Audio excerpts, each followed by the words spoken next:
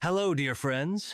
Today we're going to talk about the bright and talented actress, Yağmur Yüksel, whose career is just beginning but already catching the attention of viewers worldwide. With each passing day, her popularity grows, and audiences are becoming more enchanted by her expressive acting and delicate beauty.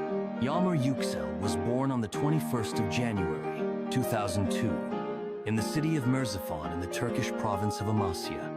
By zodiac sign, she is a Capricorn, and judging by her determination and persistence, it seems these qualities define her both in life and on screen. The actress recalls her childhood with warmth. According to her, she was a cheerful child who never felt lonely. She loved singing, dancing, and of course watching television series. The vivid characters and the craftsmanship of actors inspired her, and she dreamed of being on screen one day.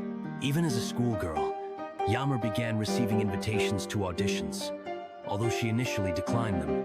However, in her senior year of medical school, her dream finally came true. After signing a contract with the BC Management Agency, Yağmur decided to pursue acting in television series, and that turned out to be the right decision.